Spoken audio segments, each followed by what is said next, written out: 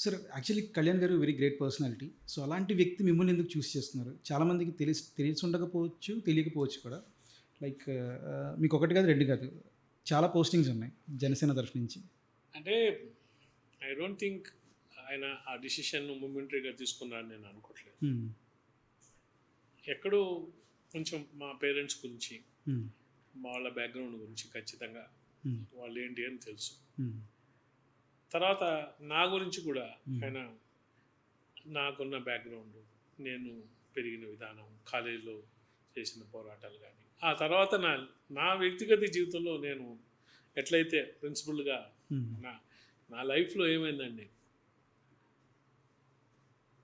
నాది ఏదైతే ఒక పాలిటిక్స్ ఉండేను, ఆ పాలిటిక్స్లోకి నేను కంప్లీట్గా పోకపోయినా హ్మ్. నా వ్యక్తిగత జీవితంలో మాత్రం నేను ప్రాక్టీస్ చేశాను. హ్మ్. అంటే ఎక్కడ కూడా మనం ఒక అన్యాయం కానీ, ఒక మోసం కానీ, అన్యాయాన్ని ఎదురుస్తూనే వచ్చాం ఎక్కడ ఛాన్స్ ఇచ్చినా. హ్మ్. లేదు, మన లైఫ్లో ప్రిన్సిపల్స్ కానీ, ఇంటెగ్రిటీ కానీ వదులుకోకుండా ఇవాళ what ever name Janasena party has given me huge profile. హ్మ్. బట్ దాని ముందర కూడా నాకంటూ ఒక ఏదైతే ఒక ప్రొఫైల్ ఉండిందో, అది మేము గడిపిన ఏదైతే విలువలతో కూడిన జీవితం గడిపాం, అది ఆయనకి నచ్చి ఉండొచ్చు అంటే నేను అది వెరీ అనుకోవడం. టఫ్ పాత్ కదా సార్. ఈ ప్రాసెస్‌లో మీకు ఎప్పుడన్నా థ్రెటనింగ్ కాల్స్ కానీ అలాంటివేమైనా వచ్చాయండి? చాలా ఉండేది. అంటే నేను మీకు ఒక ఇన్సిడెంట్ చెప్తాను. హ్మ్. కళ్యాణ్ గారికి ఇటువంటి స్టోరీస్ చాలానే విన్నాడు నా దగ్గర నుంచి. ఆ, ఒకసారి నేను చదువుకుంటున్నప్పుడు క్యాంపస్లో మా బ్రదరు నన్ను పిలిచి, మా అన్న లాయర్ అప్పటికే ప్రాక్టీస్, పిలిచి నాన్న నిన్ను నెల్లూరు రమ్మన్నాడు, హ్మ్. ఏదో కొంచెం పని ఉందంట. అంటే మామూలుగానే ఏదైనా పని ఉంది కావాలా, నెల్లూరుకి వెళ్ళిపోయాను నేను. వెళ్ళిపోయిన తర్వాత మా నాన్న ఏం మాట్లాడలేదు. ఒక 2 రోజుల తర్వాత ఒక స్నేహితుడు ఉన్నాడు. ఆ స్నేహితుడు వచ్చి నన్ను, అదే నువ్వు ఇక్కడ చేసావు ఈ గలబాలు కొట్లాట్లు అంతా బాగానే ఉంది, అక్కడ కూడా పోయి ఇదే కంటిన్యూ అయ్యి నీ ప్రాణం మీదకి ఎందుకు తీసుకున్నావు అన్నాడు. మీకు ఐడియా లేదు ఏం నాకు జరుగుతుందో? తెలియదు. నేను నా ప్రాణం మీదకి తెచ్చుకునేది ఏంటి, ఏమైంది అన్న. అంటే నీకు తెలియదా అన్నాడు. తెలియదు. నువ్వు ఎందుకు వచ్చావు నెల్లూరుకి తెలుసా అన్నాడు. తెలియదు అన్న. హైదరాబాద్లో ఉంటే నిన్ను చంపేస్తామని బెదిరించారు ఏబీ వాళ్ళు. ఓకే. మీ అన్నకి ఇంటికి వచ్చి మీ తమ్ముడిని లిస్టులో ఉన్నాడు, హ్మ్. అతను రాడికల్స్లో జరుగుతున్నాడు, మాకు రాడికల్స్కి హ్మ్. ఒకరి మీద ఒకరు నడుస్తున్నది, సో మీ తమ్ముడిని ఇక్కడ ఉంటే ఆయన ప్రాణానికి మేము గ్యారంటీ లేదు అని చెప్తే చెప్పారట కదా అన్నాడు. నాకు తెలియదు ఏ విషయం హ్మ్. అని చెప్పి పోయి మా నాన్నని అడిగాను. హ్మ్. అంటే మా నాన్న, అవునరా ఇట్లా చెప్పారట, సరే 2 రోజులు పంపి ఇక్కడికి అని చెప్పాను హ్మ్. అన్నాడు. ఏం చేయాలనుకుంటున్నారు నాన్న, హ్మ్. నువ్వు చెప్పు అన్నాడు. అరే వాడు బెదిరించాడని చెప్పి మన జీవితం మార్చుకుంటామా, లేకపోతే ఇట్లా పెరిగ్గా వచ్చి తానుకుంటానా, హ్మ్. చూద్దాం, బెదిరించిన వాళ్ళ సంగతి కూడా. నేను వెనక్కి పోతాను, నేను అక్కడనే చదువుకుంటాను హ్మ్. అని చెప్పి వెనక్కి వచ్చేసిన. హ్మ్. నిజంగా మా నాన్నగారి మీద నాకు ఎంత ఆ రోజు ఆయన గౌరవం పెరిగిందంటే, ఆయన ఏమన్నాడంటే, సరే నేను కూడా ఒక కమ్యూనిస్ట్ రా, భయపడి ఓ మ్యాక్సిమం చచ్చిపోతావు కదా, పోనీలే ఇంకోటి ఉన్నాడు నాకు, నువ్వు నువ్వు ఆపవాక, హ్మ్. నువ్వు చేయాల్సింది చెయ్యి, నువ్వు ఎప్పుడు మంచిగా నిలబడ్డావు నాకు తెలుసు, నువ్వు తప్పు చేయకు, నువ్వు అంతకంటే చేయకు అప్రిసియేషన్స్ ఇంకేముంటాయి సార్ లైఫ్లో? చెప్పాను. సో నేను ఆ రోజు, అంటే ఇవన్నీ పాత స్మృతులు కాబట్టి చెప్పుకుంటున్నాను. ఎమోషన్ అయ్యారా సార్ అలా మాట్లాడినప్పుడు? మీరు చెప్తుంటేనే నాకే ఏదోలాగా ఉంది. నేను ఆ రోజు ఏం చేశానంటే, మా నాన్న మాట చెప్పిన తర్వాత రాత్రంతా నెల్లూరులో ఒక లేతిలో కూర్చొని ఒక గొడ్డలు తయారు చేసుకున్నాను. అది ఇప్పటికి కూడా నా దగ్గర ఉంది. ఓకే. అది నా కోరిక ఏంటంటే, అది కళ్యాణ్ గారికి గిఫ్ట్గా వేయాలని. ఓకే. అది నన్ను ఎన్నిసార్లు లైఫ్ సేవ్ చేసిందో. హ్మ్. నా మీదకి అటాక్స్ అయినాయి నేను కాలేజీలో ఉన్నప్పుడు. హ్మ్. 15 మంది వచ్చి ఒకసారి మీద పడ్డారు. హ్మ్. ఆ గొడ్డలతో సేవ్ అయినా నేను. హ్మ్.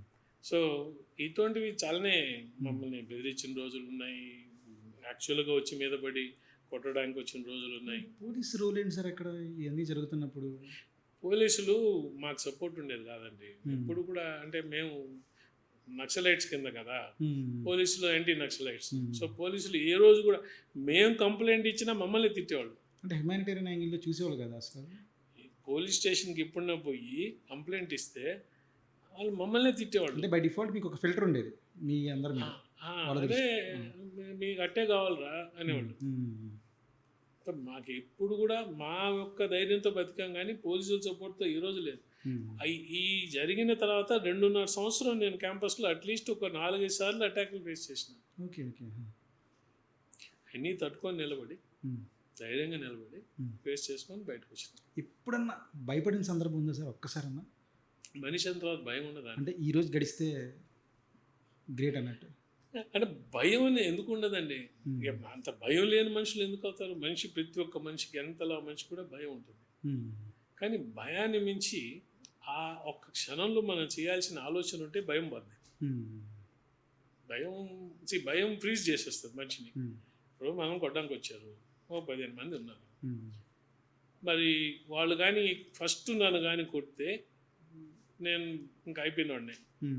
సో నా దగ్గర ఇది ఉండింది, వాళ్ళు కొట్టే లోపలే తీసి నేను టక్కని ఒకరిని కొట్టా, దీంతో అటు చీలింది, పరిగెత్తారు అందరు.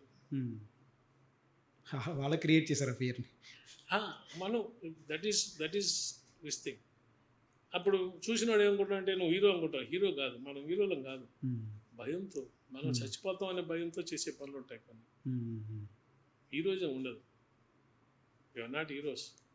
కానీ తర్వాత ఎప్పుడన్నా ఆ యాక్ట్స్ అన్నింటినీ తలుచుకుని ఎందుకు అలా బిహేవ్ చేసాం, అంత కరెక్ట్ కాదేమో అవి అంటే కాలేజ్లో ఇప్పుడు ఫర్ ఎగ్జాంపుల్ ఇప్పుడు రామచంద్రరావు ఉన్నాడు బీజేపీ ప్రెసిడెంట్, చాలా బాగుంటాం ఇప్పుడు ఒకరితో ఒకరు ఏనా అని. ఆ రోజు బద్ధశత్రులు మేము క్యాంపస్లో.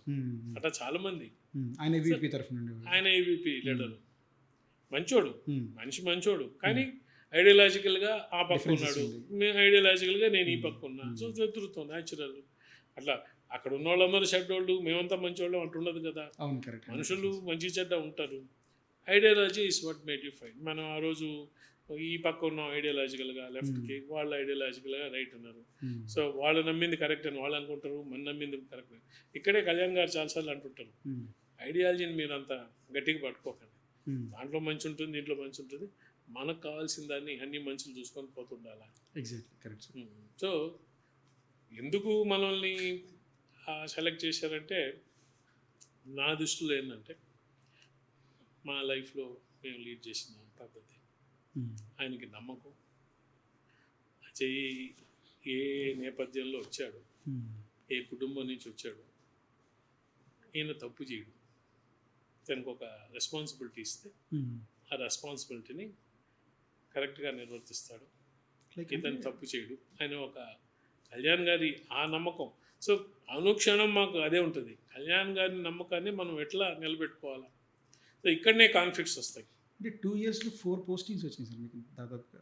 క్రోనలాజికల్ ఆర్డర్లో చెప్పగలుగుతారా దేని తర్వాత ఏంటి? అంటే నాకు 4 పోస్టింగే రాలేదండి. నన్ను పిలిచినప్పుడు పార్టీలోకి January 12th ఫస్ట్ కలిస్తే April 14th నేను అఫీషియల్గా పార్టీ.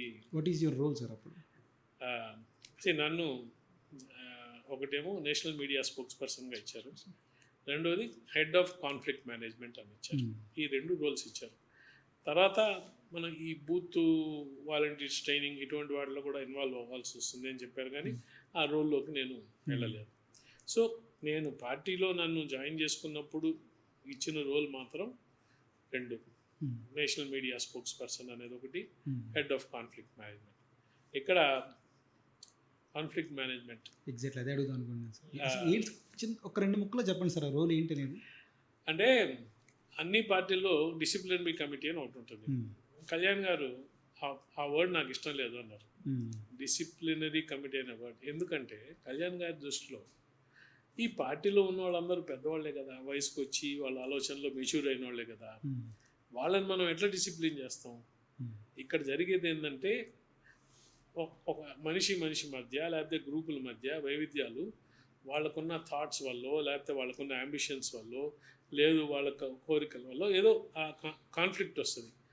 కూర్చొని ఆ కాన్ఫ్లిక్ట్స్ కానీ మనం కానీ చేయగలిగితే, రిజాల్వ్ చేయగలిగితే చాలా వరకు సమస్య పోతాయి.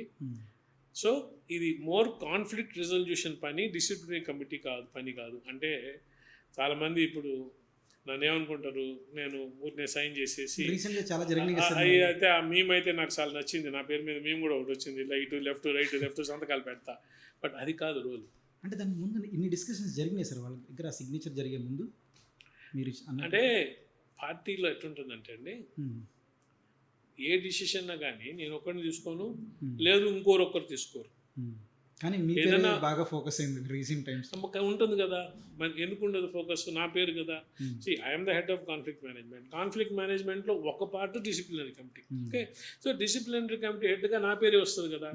మరి కొన్నిసార్లు సపోర్ట్ కొడతారు, మరి తీసుకున్నారు డిసిషన్ అని. కళ్యాణ్ గారిని కూడా సంప్రదించకుండా మీరే ఓన్గా తీసేసుకుని అందరినీ స్ట్రైక్ ఆఫ్ చేశారనేది కూడా బాగా అన్నయ్య. అదే అది ఎట్లుంటుంది అంటే అండి,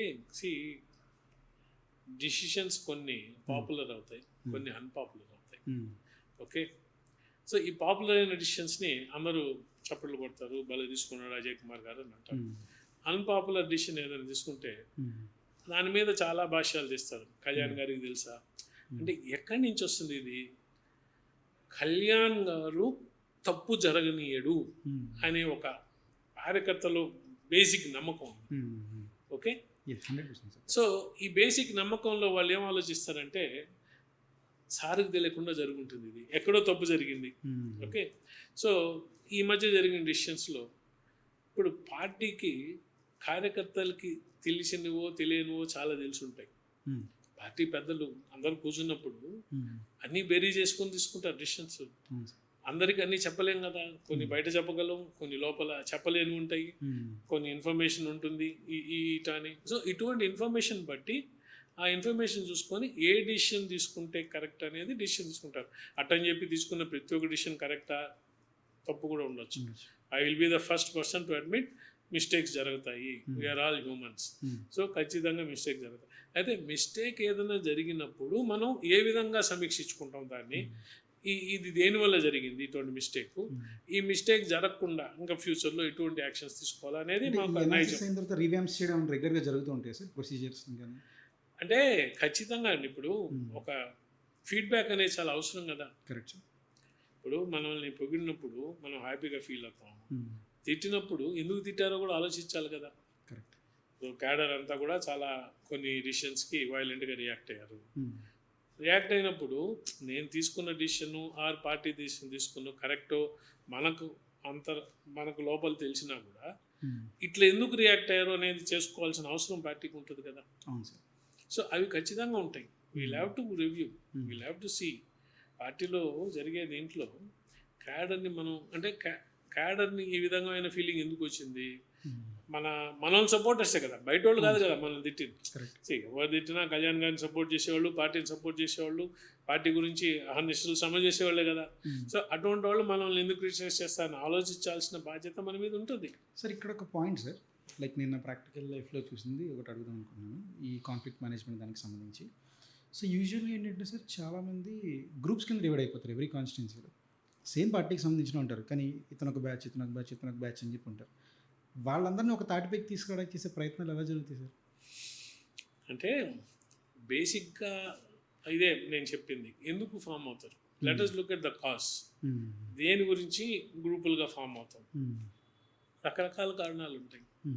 అంటే ఇప్పుడు మీకు ఒక అంబిషన్ ఉందండి, నేనేదో అయిపోవాలని, నాకు ఉంది, ఇద్దరం ఒకే కాన్స్టిట్యున్సీ, అందరికీ టికెట్లు రావు, అందరికీ రావు కదా, అందరికీ పదవులు రావు కదా. సో నేను మిమ్మల్ని కాంపిటీషన్గా చూస్తా.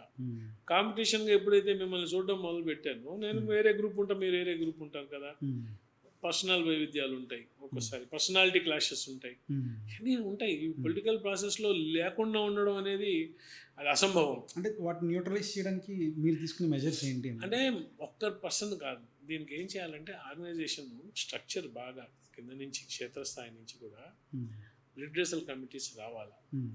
అంటే ఇప్పుడు మనం పవన్ కళ్యాణ్ గారు ఏదైతే నిర్ణయం తీసుకున్నారో, నేను పార్టీ మీద ఎక్కువ కాన్సన్ట్రేషన్ చేసి మన ఆవిర్భావ సభ 26వ టైంకి క్షేత్రస్థాయి నుంచి కూడా బాగా పటిష్టమైన పార్టీగా తయారయ్యి మనం 26వ మార్చి 26లో ఆవిర్భావ సభని మనం ఒక పటిష్టమైన పార్టీగా చేసుకుంటామని. సో ఈ స్ట్రక్చర్లో కానీ మనం కానీ చేసుకుంటూ వస్తే చాలా దగ్గరగానే ఉంది సార్. ఈ గ్యాప్లో ఎంత కష్టం కాదండి రిఆర్గనైజ్ చేయడం. ఎందుకంటే దసరా తర్వాత స్టార్ట్ ఇప్పుడు కొత్త పార్టీ కాదు మనం, పార్టీ చాలా ఏళ్ళ నుంచి ఉన్నాము, మనకు గ్రూపులు ఐడెంటిఫైడ్, ఎవరేంటో తెలుసు. అంటే ఫ్యూ టైమ్స్ లర్నింగ్ అంటే అన్లర్నింగే చాలా కష్టం కదా సార్, అదే నేను అనేది. Unlearning is a big process. See you must be ready to unlearn also. Learning is a process, unlearning is also a process. అన్నీ నేను తెలుసుకుందే కరెక్ట్ అనుకుంటే ఎట్టా? ఇప్పుడు ఆ ప్రపంచంలో నాకు తెలిసిందే సత్యం అనుకుంటే మనం ఎప్పుడు పైకి రాం. మనకు తెలియని సత్యాలు కూడా చాలా ఉంటాయి. So you must unlearn the truth that you know, what you think is the truth, and try to learn other truths also. Okay, so అది చేయగలిగిన వాళ్ళే రాజకీయాల్లో. మీకు కళ్యాణ్ గారు ఒకసారి నాకు ఒక మంచి ఇది పెట్టారు, మా ఇంట్లో పెట్టుకోండి నేను. ఈ పిఠాపురంలో కళ్యాణ్ గారు కంటెస్ట్ చేస్తున్నారని చెప్పి మమ్మల్ని రమ్మని చెప్పడం జరిగితే మేము వెళ్ళాం. సో కళ్యాణ్ గారు కొంతమంది, అంటే కళ్యాణ్ గారు ఇంకొంతమంది అందరూ ఉంటే వాళ్ళలో నేను ఒకరిని కూర్చొని మాట్లాడుతుంటే అందరినీ ఇట్లా నేను కంటెస్ట్ చేయాలనుకుంటున్నాను పిఠాపురంలో, మీ యొక్క సలహాలు చెప్పండి. అందరూ రకరకాల స్ట్రాటజీలు చెప్పారు, అన్నీ విన్నారు, నన్ను మాత్రం అడగలేదు. నేను కూడా మనం కొత్త కదా మనకి. తర్వాత ఆయన ఏం చెప్పారంటే, నేను నా సర్వీస్ చేసుకున్నాను, మనకు ఓట్లు ఉన్నాయి ఇక్కడ, ఆ ఓట్లని బ్యాలెట్ బాక్స్లోకి తెచ్చుకునే స్ట్రక్చర్ లేదు, సో ఆ స్ట్రక్చర్ ఫామ్ చేయాలా. అది ఆయనే చెప్పారా సార్? స్ట్రక్చర్ ఈ స్ట్రాటజీ, నేను రాసుకున్నాను, స్ట్రక్చర్ ఈ స్ట్రాటజీ అని చెప్పాడు. ఎంత బాగా చెప్పారో. ఈ మిగిలిన స్ట్రాటజీలు ఏం లేవు, స్ట్రక్చర్ ఈ స్ట్రాటజీ. సో మాకు అప్పచెప్పారు ఆ పని, నాకు బాగా గుర్తు. మార్చి 30th, ఏప్రిల్ 15th కల్లా కమిటీలు ఫామ్ చేసి మనం గ్రామ స్థాయి కమిటీలు దాకా చేసి, గ్రామం, మండలం, నియోజకవర్గం స్థాయి అంత లీడర్లు కమిటీలు వేసి మనకున్న ఓట్లని పోలింగ్ బూతుల దాకా తీసుకువచ్చే కమిటీలు ఉంటే మనం 100% గెలుస్తాం. యాక్చువల్లీ ఈ ప్రాసెస్ స్పీడప్ చేసినప్పుడే పిఠాపురంలో లైక్ ఎలియన్స్లో ఇంటర్నల్ కాన్ఫ్లిక్ట్ స్టార్ట్ అయింది కదా సార్. వర్మ గారు అలకలు, అక్కడ డిప్లొమసీ ఎలా వర్కౌట్ అయింది అంటారు? అంటే when you are in the process of un alliance, మనం వర్మ గారి సైడ్ నుంచి ఒకసారి ఆలోచిస్తాం.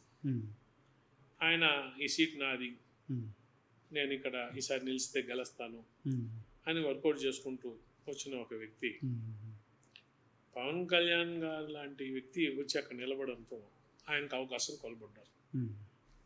ఈ last is opportunity. Sacrifice.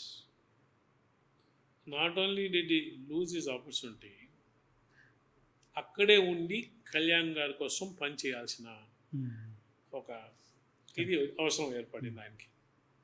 So అతని స్టేట్ కూడా మనం ఆలోచిస్తే, ఆ రోజు పిఠాపురంలో తెలుగుదేశం ఒక స్ట్రెంగ్త్ ఉన్న పార్టీ, జనసేనకి స్ట్రెంగ్త్ ఉంది కానీ ఆర్గనైజేషన్ లోపం, తెలుగుదేశంకి కొంచెం స్ట్రెంగ్త్ ఉంది కానీ ఆర్గనైజేషనల్గా చాలా స్ట్రాంగ్. సో ఈ ఎలక్షన్లో ఒక పక్క మనకు ఆ రోజు పరిస్థితి ఏంటి, వంగా గీత గారిని ఎట్టన్నా గెలిపియాలా, మేము 500 కోట్లు పెడతాము, ఎంతన్నా డబ్బులు పెడతాము, మేము టీములు పెట్టాము, అది చేస్తాం ఇది చేస్తాము అని చెప్పి ఒక పక్క ప్రగల్భాలు పలికిన వైసీపీ పార్టీ ఒక పక్క. ఇవన్నీ ఉన్నప్పుడు there is no question of necessity. అది వర్మ గారు కానివ్వండి, ఇంకోరు కానివ్వండి, కలిసి పని చేయాల్సిన అవసరం ఉంది. పని చేయక తప్పదు, పని చేసామంతే. అంటే ఎట్లా అని అడగండి. చంద్రబాబు నాయుడు గారు లాంటి కూడా ఆ టైంలో డిప్లొమాట్గా బిహేవ్ చేశారు కదా, వీటిని సర్దుమణిగించడంలో, న్యూట్రలైజ్ చేయడంలో ఇష్యూస్ని చేయాలండి. మనం రాజకీయాలు, కళ్యాణ్ గారు ఒకటే చెప్పారు, నా ఎలక్షన్ మీ చేతిలో పెడుతున్నాను, మీరు లీడ్ చేయండి, you lead from the front అని. సో మాకందరికి కూడా ఏం చెప్పారంటే, వర్మ గారు ఎట్లా చెప్తే అట్లా ఫాలో కండి. సో ఖచ్చితంగా కూడా ఇలాంటి ఎక్కడ బయటికి రాలేదు సార్, అది మెయిన్ థింగ్ అయిపోయింది అనమాట చాలా మందికి. యాక్చువల్లీ ఒక్క విషయం తెలిస్తే చూసే పాయింట్ ఆఫ్ వ్యూ మారిపోయి ఉండేది చాలామందికి. ఇప్పుడు మీరు అన్న మాట అంటే, మనం ఒక అలయన్స్లో వచ్చినప్పుడు, మనతో పాటు అలయన్స్లో ఒక సీనియర్ లీడర్ వచ్చినప్పుడు ఆయనకి ఎంత మర్యాద ఇవ్వాలో అంత మర్యాద ఇమ్మన్నారు కళ్యాణ్ గారు. ఓకే, మరి వర్మ గారు ఒక సీనియర్ లీడరు, అక్కడ ఆయన స్టైల్ ఆయనకు ఉంటుంది, ఎలక్షన్ లీడింగ్. సో ఆయన స్టైల్ ఆయన చెప్పాడు, నా స్టైల్ ఇట్టుంటుంది, నా స్టైల్ ప్రకారం కైనవసం చేస్తాను, మీరు దాన్ని ఫాలో కాండి. ఫాలో అయ్యాం. మ్మ్. సో మధ్య మధ్యలో చిన్న చిన్నవి వస్తాయి, మ్మ్. అది తప్పదు, మ్మ్. భరించాల్సిందే. మ్మ్. ఆ, అంటే అన్నీ సాల్వ్ చేసుకుంటా, మ్మ్. అంటే అంతిమ లక్ష్యం ఏది అనేది మన మైండ్లో ఉన్నప్పుడు ఇవన్నీ నథింగ్ కదా. మ్మ్. అసలు పిఠాపురం ఎలక్షన్ ఒక అమేజింగ్ ఎక్స్పీరియన్స్ అండి. మ్మ్. ఎలక్షన్ అయిపోయిన తర్వాత ఎవరు అడిగారు నన్ను, నాకేందంటే కొంచెం ఇంగ్లీష్లో బాగా చెప్పగలను. మ్మ్. చెప్పండి సార్ నాకు. సో పిఠాపురం గురించి, మీ ఎలక్షన్ గురించి మీ అభిప్రాయం ఏంటంటే, it was chaos, it was uninterrupted chaos, but out of this chaos a beautiful result we can see tomorrow. అంటే ఎట్లా క్యావస్ అని అంటే, అలివి కానీ క్యాంపెయిన్ అది. ఎక్కడెక్కడి నుంచో విదేశాల నుంచి వచ్చేసారు, నాకు దాదాపు ఒక 20-30 దేశాల నుంచి వచ్చి అక్కడ క్యాన్వాస్ చేసినారు. ఎవరిని ఎవరు అడగట్లేదు క్యాన్వాస్ చేయాలని. ఉదయాన్నే ఫోన్ వస్తుంది, మా ఊర్లోకి వాళ్ళు ఎవరు వచ్చారు, ఎవరు పంపించారని. అసలు మనకు తెలియదు ఆ ఊరికి ఎవరు పోయినారు, వెళ్ళిపోయినారు వీళ్ళు. మళ్ళీ వాళ్ళని సర్దుమంచి చేయండి బాబు వాళ్ళతో పాటు అనాలా. ఎన్ని కాంట్రడిక్షన్స్ ఎలక్షన్స్లో. బట్ ఇవన్నీ కూడా they all contributed towards producing a wonderful results. అది కళ్యాణ్ గారి విజయం అనేది ఒక, అంటే కళ్యాణ్ గారు ఒక 5-6 సార్లు వచ్చిపోయింటారు క్యాంపెయినింగ్కి. గ్రౌండ్ లెవెల్లో క్యాంపెయినింగ్ అయితే ఇంటింటికి ఎన్నిసార్లు పోయారు, ఇంటింటికి జనాలు తిరిగారు. సార్ ఈ క్యాంపెయినింగ్ ప్రాసెస్లో మోరోవర్ ఓటు అడిగేదే ఎక్కువ ఉందా, లేదంటే జనాల ప్రాబ్లమ్స్ని తెలుసుకునే ప్రక్రియ కూడా ఎక్కువ జరిగిందా సార్? ఈసారి ఏంటంటే అండి, కళ్యాణ్ గారిని ఆహ్వానించారు. పిఠాపురంలో కళ్యాణ్ గారు నిలబడడం మాకు వరం అనేది ఫీలింగ్. సో మా ఇంటికి వచ్చి ఓటు అడిగితే చాలు అనే ఒక ఫీలింగ్. ప్రాబ్లంలన్నీ ఆయన సాల్వ్ చేస్తారు. కళ్యాణ్ గారి మీద నమ్మకం ఏంటంటే, ఈ ప్రాబ్లంలన్నీ కొంచెం పక్క పెడతాం, కళ్యాణ్ గారిని మనం గెలిపించుకుంటే ఈ ప్రాబ్లమ్స్ అన్నీ కళ్యాణ్ గారు సాల్వ్ చేస్తారని ఒక నమ్మకం ఆయన చూసుకుంటారు. సో ప్రాబ్లమ్ సాల్వింగ్ మీద కాదు ఫోకస్. అక్కడంతా ఎట్టుండేదంటే, మా ఊరికి రాలేదు, గుడ్ లీడర్షిప్ కోసం వెయిటింగ్. మా కళ్యాణ్ గారు అంటే, కళ్యాణ్ గారిని మమ్మల్ని వచ్చి ఒకసారి చూడాలి, మేము కళ్యాణ్ గారిని మమ్మల్ని అడగాల, ఒకసారి మా రోడ్లో అయినా అట్లా పోతే చాలు, ఎటువంటివి అనమాట. We had some really amazing experience అండి. అంటే I give you an experience.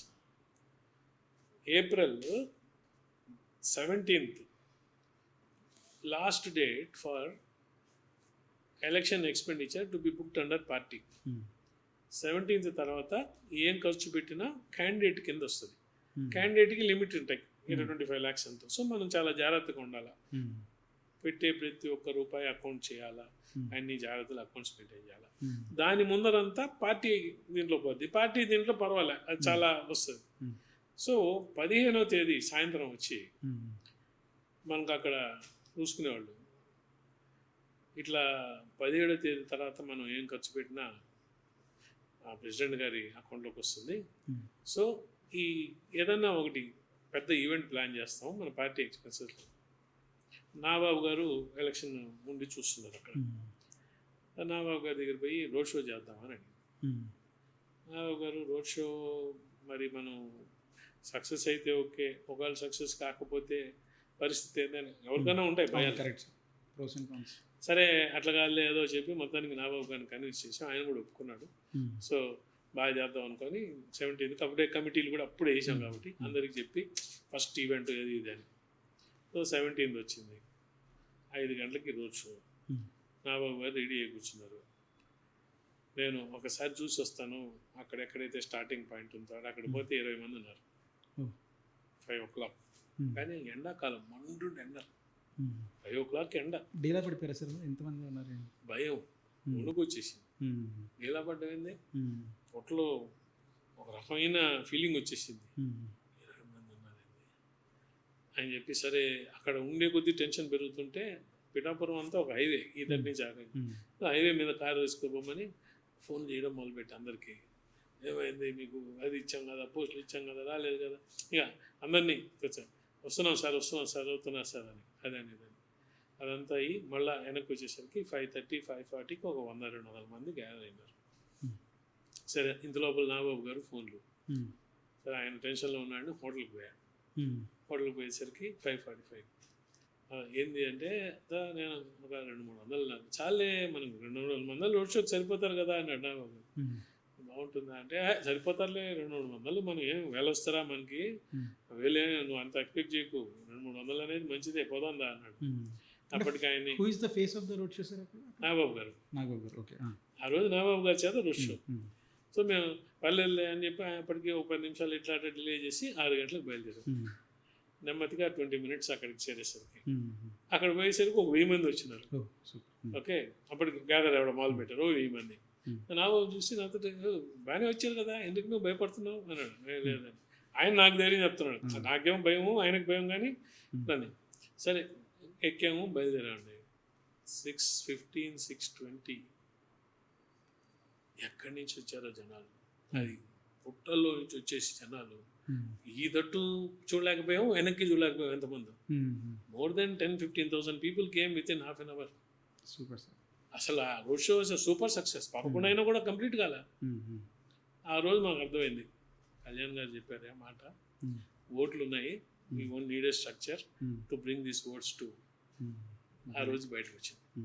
ఆ రోజుతో మాకు ధైర్యం, ఆ పిఠాపురం ఈజ్ అవర్స్. సార్ ఒక చిన్న క్లారిఫికేషన్ సార్ ఇక్కడ. బేసిక్గా ఏంటంటే ఇందాక మీరు ఎక్స్పెండిచర్ అన్నారు, అదేంటో కొంచెం బ్రీఫ్ చేయండి సార్, ఎందుకంటే డబ్బులు పంచడం అనుకుంటారు తెలియని వాళ్ళు చాలామంది. అంటే ఎలక్షన్స్ అంటే డబ్బులు పంచడం కాదండి, మీకు చాలా ఎక్స్పెన్సెస్ ఉంటాయి. ఒక జెండా మోస్తే జెండాకి 5 రూపాయలు వేస్తాడు లెక్క. మన దగ్గర ఎవరిని అడిగి తెస్తారు జెండాలు? 10,000 మంది వస్తే 10,000 జెండాలు ఉంటాయి, అంటే 50,000 అక్కడనే పోద్ది. అది బతిలాడు బాబు అన్ని జెండాలు లేకుండా అని. ఇప్పుడు అంటే మన క్యాడర్ ఎట్టుంటారు, మహా ఉత్సాహంగా ఉంటారు. సో మీరు చేసే ప్రతి ఒక్కరికి ఇన్ని బైకులు వచ్చాయనుకోండి, ఒక 10,000 బైకులు వస్తే బైక్ వాడు డీజిల్కి లెక్కేస్తాడు, అవన్నీ మన ఖర్చులో వేస్తాడు, పెట్టిన బ్యానర్లు ఖర్చు వేస్తాడు. Every item has got a cost. ఈ కాస్ట్ మనం సరిగ్గా చూడకపోతే వారం రోజుల లోపల మీ లిమిట్ పోద్ది. అంటే యూజువల్గా వేరే పొలిటీషియన్స్కి అయితే అవసరం ఉంటుందేమో, కానీ పవన్ కళ్యాణ్ గారికి డిఫాల్ట్ వచ్చేస్తారు కదా సార్ అట్లా, అదంతే బ్యానర్స్ కానీ వెహికల్స్ కానీ. ఎవరు తెచ్చినా కానీ ఖర్చు అయితే మీ మీద వేస్తారు కదా, అది నేను చెప్పేది. Okay okay. ఆ పర్టికులర్ డేట్ 17 తర్వాత ఎవరు తెచ్చినా ఖర్చు మాత్రం క్యాండిడేట్ లెక్కలో వెళ్ళిపోద్ది. మరి మనం ఎట్లా? సో ఖర్చు అంటే ఎవ్రీథింగ్. మనం తిరిగే కార్లో తిరిగా అనుకోండి, కారు ఖర్చు చేస్తారు. Okay, so for everything there is a fixed price as per the election commission norms, and that cost is taken in account. We have to submit. Chart accountant sign చేసి ఇవ్వాలా, మాకు ఇంతమంది ఏంది ఇంత అయిందని. సో మనం తిరిగే ఖర్చు కానీ ఇది కానీ. ఫండ్స్ మిస్లీడ్ అవడానికి ఛాన్సెస్ చాలా తక్కువ. ఫండ్స్ మిస్లీడ్ అవడానికి ఛాన్సెస్ చాలా తక్కువ ఉంటాయి. అంటే అఫీషియల్గా you cannot spend more than certain amount కదా. అన్అఫీషియల్గా వాళ్ళు చేసే పనులు, దొంగ పనులు అంతా, అది ఇంకా దానికి అంతం లేదు. కానీ మనం when we stick to official this thing we have to show this expenditure. Understood sir. అది సార్ ఇప్పుడు టిట్కోకి వద్దాం సార్. సో టిట్కోలో మీకు బాధ్యతలు అప్పగించిన తర్వాత అదేమంత చిన్న పోస్టింగ్ కాదు. లైక్ అసలు టిట్కో అంటే ఏంటో ఒక 2 wordsలో చెప్పండి sir. First I didn't have a chance. ఇప్పుడు 1 సంవత్సరం అవుతున్నది, రేపు సెప్టెంబర్ అండ్ అక్టోబర్ వచ్చేసరికి టిట్కో చైర్మన్గా నేను పదవి స్వీకరణ చేసి 1 సంవత్సరం అవుతున్నది. ఈ సంవత్సరం కాలంలో ఈ టిట్కో కార్పొరేషన్ చైర్మన్ అనే ఒక విలువ ఏదో తెలుసుకున్న తర్వాత కళ్యాణ్ గారికి మీ ఒక మీడియా ద్వారా నా హృదయపూర్వక ధన్యవాదాలు చెప్పాలి. దేనికంటే మినిస్ట్రీ ఫార్మేషన్ అయిన తర్వాత ఒక 2 monthsకో 3 monthsకో ఒక 20 మంది కార్పొరేషన్స్కి చైర్మన్గా ఇస్తే అందులో 3 జనసేన వాళ్ళు ఉన్నారు. నేను, శివశంకర్ గారు, సుధీర్ అనుకుంటా, 3 ఫస్ట్ 3. మొదటి విడత జనసేన తరఫు నుంచి వచ్చిన కార్పొరేషన్స్ లిస్టులో 3లో ఒకరిని నన్ను తీసి, అంటే నా మీద ఎంత నమ్మకం, ఎంత బాధ్యత అప్పచెప్పాడు అనేది ఇప్పటికి కూడా నేను తలుచుకుంటే కళ్యాణ్ గారు నా గుండెల్లో అట్లా రెస్పెక్టు, ప్రేమ పెరిగిపోతుంది. ఇకపోతే టిట్కో, వాట్ ఈస్ టిట్కో? టిట్కో ఏంటంటే township planning and infrastructure development corporation of Andhra Pradesh. So ఎవరన్నా చూస్తే ఏంటంటే టౌన్షిప్ ప్లానింగ్ అబ్బా అది కాదు, అంతా స్టేట్ అంతా టౌన్షిప్ ప్లానింగ్ ఇన్ఫ్రాస్ట్రక్చరా కాదు. టిడ్కో వచ్చి ఒక స్పెషల్ పర్పస్ వెహికల్, ఒక కంపెనీని స్పెషల్గా ఫామ్ చేశారు 2016. అంటే మొదటిసారి చంద్రబాబు నాయుడు గారు ముఖ్యమంత్రి అయినప్పుడు 2000 విభజిత ఆంధ్రప్రదేశ్ సపరేట్ ఫామ్ అయిన తర్వాత 2014-19లో చంద్రబాబు నాయుడు గారు ముఖ్యమంత్రి అయినప్పుడు అర్బన్ పూర్, నగరాల్లో ఉన్న పేదవారికి ఇళ్ల సౌకర్యం కలిగించడానికి PMAY, prime minister Awas Yojana, దాంతో అనుసంధానం చేస్తూ మన స్టేటు కూడా మనం నగరాల్లో ఉండే పేద ప్రజలకి ఇల్లు కట్టియాలా, నాణ్యమైన ఇల్లు కట్టియాలా అని చెప్పి, ఉట్టి నాణ్యమైన కాదు అన్ని సదుపాయాలతో మంచి ఆహ్లాదకరమైన వాతావరణంలో ఇల్లు కట్టించిస్తాం. ఇది ఒక ట్రేడ్ మార్క్, మనకు ఒక అచీవ్మెంట్గా మిగిలిపోవాలని ఒక మంచి ఆలోచన. అంటే ఇక్కడ ఒక డౌట్ సార్, యూజువల్గా అంతకుముందు కూడా ఇల్లు కట్టడం అలాంటివి జరిగినాయి. What are the key differences ఈ టిడ్కోకి వాటికి డిఫరెన్స్ ఏంటి సార్? అంటే ఈ ఇంత ముందర ఇల్లు అంతా పేదవాళ్ళకి పేద ఇల్లు కట్టినట్టే ఉండేది. అంటే మనం చూసామనుకోండి కాలనీలు చూడంగానే ఇది పేదవాళ్ళ కోసం కట్టింది అన్నట్టు ఉంటుంది. ఇంట్లో కంటే కూడా బయట ఎక్కువ ఉంటారు, ఇంట్లో కంటే కూడా బయట ఎక్కువ. అంటే ఏదో తూతూ మాత్రంగా కట్టింది ఇల్లు. మీకు టిడ్కో కాలనీస్ అట్లా ఉండవండి. మీరు చూడండి టిడ్కో కాలనీస్ నిజంగా కూడా అప్రిషియేట్ చేయాల్సినది. ఏంటంటే 30 ఎకరాలు, 40 ఎకరాలు, 50 ఎకరాలు, 100 ఎకరాలు, ఇంత పెద్ద విశాలమైన స్థలంలో, మంచి వాతావరణం ఉన్న స్థలంలో వాళ్ళు ఇల్లు కట్టడమే కాకుండా అన్ని సదుపాయాలు ఆ ఒక్క కాలనీలో వాళ్ళకి. సదుపాయాలు మీన్స్ ఏంటి సార్, ఎక్స్ప్లెయిన్ చేయగలుగుతారా? అంటే వాళ్ళు ఇచ్చే సదుపాయాలు course basic infrastructure, roads, electricity, water supply, effluent treatment plant, ఇది వచ్చి బేసిక్ ఇన్ఫ్రాస్ట్రక్చర్. ఇవి కాకుండా వాళ్ళు షాపింగ్ కాంప్లెక్సెస్, ఉమెన్ మార్ట్స్ లాగా ఆడవాళ్ళ చేత షాపింగ్ కాంప్లెక్సెస్ పెట్టాలని చెప్పి ఐడియాస్తో షాపింగ్ కాంప్లెక్సెస్, అక్కడ నివాసితులైన వాళ్ళకి అక్కడనే షాప్స్ పెట్టి ఆ లోకల్ డిమాండ్, లోకల్ ఎకానమీస్ అంటాం కదా, లోకల్ ఎకానమీస్ని బిల్డ్ అయ్యే విధంగా అక్కడ లోకల్ అయ్యే డిమాండ్, ఒక మెకానిక్ అయితే ఏమి, టైలరింగ్ షాప్ అయితే ఏమి, దోబీ అయితే ఏమి, లాండ్రీ అయితే ఏమి, లేదు మీకు ఇంకా ఎలక్ట్రీషియన్ అయితే ఏమి, ఇటువంటి సెమీ స్కిల్డ్ వాళ్ళందరినీ ట్రైనింగ్ ఇచ్చి అక్కడే చీప్గా కానీ ఫ్రీగా కానీ వాళ్ళ షాప్స్ పెట్టుకునే విధంగా షాప్స్ కట్టించి అక్కడ లోకల్ డిమాండ్ని సర్వీస్ చేసే విధంగా చేసేటట్టు, సో లోకల్ ఎకానమీస్ని థ్రైవ్ చేసే విధంగా చాలా ప్లాన్డ్గా చేశారు. అంటే మీరు చెప్తున్నట్టు ఏంటంటే ఎలా ఉందండి సార్, అర్బన్ విలేజెస్ మీరు కన్స్ట్రక్ట్ చేస్తున్నారా అని ఒక ఫీలింగ్ వస్తుంది అనమాట. లైక్ అర్బనైజేషన్ టౌన్షిప్ అండి. ఇప్పుడు నెల్లూరులో అలీపురం అని ఒక ఊరు, అలీపురంలో వన్ ఆఫ్ ద 2 ఉన్నాయి అటువంటివి నాకు తెలిసి. ఈ అలీపురంలో దాదాపు 105 ఎకరాల ల్యాండ్లో 17-18 వేల ఇళ్ళు కడుతున్నారు. అంటే 30-40 వేల మంది ఉండే టౌన్షిప్ అవుతుంది. అంటే ఒక టౌన్ కదా, ఒక టౌన్. కరెక్ట్ సార్, ఒక కొత్త టౌన్ ఫామ్ అయినట్టే అక్కడ. సార్ అలాంటి స్టార్ట్ చేసేటప్పుడు ఇప్పుడు ఎగ్జాంపుల్ మనకి అర్బన్ ఫ్లడ్స్ కానీ ఇలాంటివి చాలా ఎక్కువైనాయి.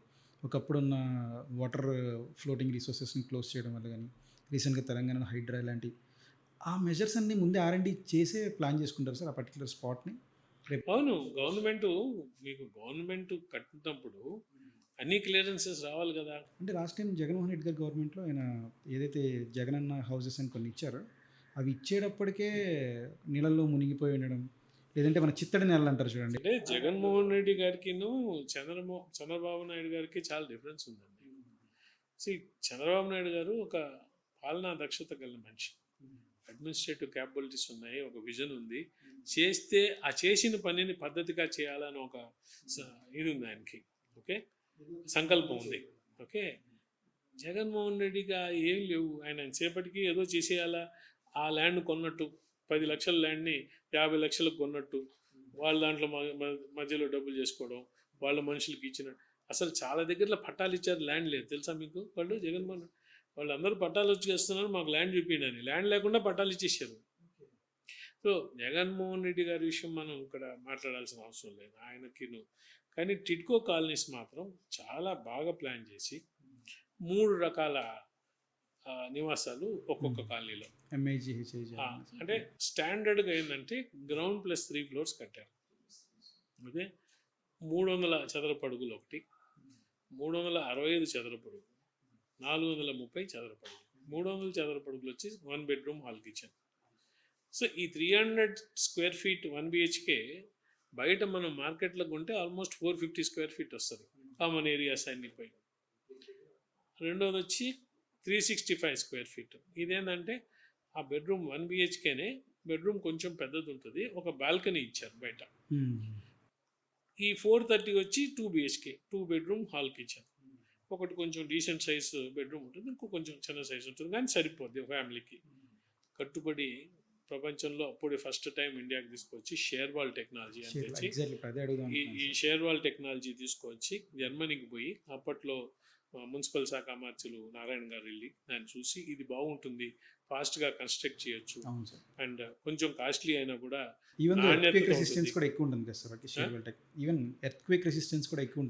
అదే నాణ్యత గలవైనవి చాలా రోజులు ఉంటాయి. అంటే వీళ్ళు ప్లానింగే మంచి ఇల్లు కట్టించిద్దాం, ఎంతసేపు పూరిళ్ళు, పేదవాళ్ళు అంటే పూరిళ్ళు కాకుండా ఉండడానికి 10 రోజులు కాలం వాళ్ళకి ఇల్లు బాగుండడానికి అని చెప్పి కట్టించాలా అని చెప్పి ప్లాన్ చేసింది. యాక్చువల్లీ మా ఊర్లో ఈ G+3 హౌసెస్ దగ్గర నేను చూశాను సార్. లైక్ ఏంటి ఖాళీగా ఉన్నాయి, గవర్నమెంట్ మారిన తర్వాత ఎవరికి ఇవ్వట్లేదు ఏంటని చూస్తే ఆ కన్స్ట్రక్షన్ దగ్గర నుంచి అప్పుడే రీసెర్చ్ చేయడం స్టార్ట్ చేశాను అనమాట. Like same shear wall technology. ఎందుకు దీనికే వెళ్ళారు, దీనిలో అడ్వాంటేజెస్ ఏమున్నాయని చూస్తే నాకు ఒక బ్యూటిఫుల్ పాయింట్ కనిపించింది అనమాట. దానిలో వాటి వెయిట్కి పిల్లర్స్ ఉండవు, మొత్తం అంతా ఈక్వల్గా షేర్ తీసుకుని ప్లింత్ ఏరియా ఎక్కువ వచ్చింది, తక్కువ స్పేస్లో కూడా విశాలంగా ఉండొచ్చు అనేది ఒక పాయింట్ నాకు 100% తెలిసింది. ఈ షేర్వాల్ టెక్నాలజీ వల్ల నేను అదే చెప్పే కదా, మీ 430 is equal to 650 out side plinth area ఎక్కువ వస్తుంది. ప్లింత్ ఏరియా, ఎందుకంటే నో పిల్లర్స్, మొత్తం ఇది ఈక్వల్ డిస్ట్రిబ్యూషన్ అయినందువల్ల ఆ టెక్నాలజీ వల్ల బాగా వస్తుంది. ఓకే, రెండోది మీరు అదొకటి చూడకూడదు, నాణ్యత అదే కాదు. మీరు చాలా దగ్గర పోయి చూసారంటే ఓపెన్ ఎయిర్ పార్క్స్ ఉన్నాయి, పార్క్స్లో జిమ్స్ పెట్టినారు. ఓకే, రకరకాల వసతులు కలిపి ఉన్నాయి, బ్రహ్మాండమైన లైటింగ్, 40 ఫీట్ రోడ్స్, మంచి రోడ్స్. ఓకే, వాటర్ ట్యాంకులు 20 lakhs, 5 lakh litres, 10 lakh litres మంచి వాటర్, అంటే తాగునీరు సదుపాయం, అన్ని విధాల సదుపాయాలతో చేసినాయి. సో నిజంగా కూడా బాగా నివాస యోగ్యమైన ఇల్లు అన్ని కానీ కట్టేసి కానీ ఇచ్చుంటే. అన్ఫార్చునేట్గా టిట్కో చైర్మన్గా నేను తీసుకున్న తర్వాత మొదటి విజిట్ చేసింది నేను పిఠాపురంకి. పిఠాపురంలో చిన్న చిన్న సమస్యలు ఉన్నాయి, మాకు ముందర లైట్ లేదు సార్, లైటింగ్ కావాలంటే అప్పటికప్పటికి లైటింగ్ అరేంజ్ చేసాం. ఈవెన్ ఇల్లు ఉన్నా కూడా ఫెసిలిటీస్ లాగా వెళ్ళడానికి అవన్నీ బేసిక్ ఫెసిలిటీస్ ఇవ్వలేదు. దాన్ని ఏం చేశారంటే జగన్ ప్రభుత్వంలో ఇంత మంచి ఇల్లు కానీ కట్టించిస్తే చంద్రబాబు నాయుడు గారికి మంచి పేరు వస్తుంది, క్రిందటి ప్రభుత్వానికి మంచి పేరు వస్తుంది అని చెప్పి ఆ ఇల్లు ఎట్టన్నా కూడా మనం హ్యాండ్ ఓవర్ చేయొద్దని చెప్పి ఆ ఇంటిని డిలే చేస్తా నిర్వీర్యం చేయడం అయింది. సార్ అలా చేశారు, ఓకే ఫైన్, ఏదో పొలిటికల్గా వాళ్ళ ఇది అనుకుంది. అంత చేసి మళ్ళీ చివరికి white colour blue colour paints ఎందుకు వేసుకున్నారు సార్? అంటే ఆ ప్రభుత్వంలో ప్రతి ఒక్కటి స్కామ్ కదా. ఇప్పుడు ఆ ఇల్లు బాగున్నాయి చూస్తున్నారు, ఆ ఎల్లో ఎందుకు మనం వేస్తే చూసే ఇల్లు అన్నీ ఆ కలర్ కనిపిస్తుంది కదా అని చెప్పి టెండర్ పిలవకుండా ఎటువంటి వర్క్ ఆర్డర్ లేకుండా ఎవడికో చెప్పిస్తే వాడు వేసేసాడు. ఇవాళ 70 కోట్లకి బిల్లు అడుగుతున్నారు, ఇవని చెప్తున్నాం. ఎంత ఇస్తాం, మీకు ఆర్డర్ లేదు మీ చేతిలో, మీరు వేసి పారేసారు మీ ఇష్టం వచ్చిన కలర్లో. There is no official tender, there is no official order. So TIDCO ఇల్లు అనేవి అర్బన్ పూర్ కోసం కట్టిన ఇల్లు, చాలా మంచి నాణ్యత, మంచి ఆహ్లాదమైన వాతావరణంలో అన్ని సదుపాయాలు చేస్తూ కట్టి ఇల్లు.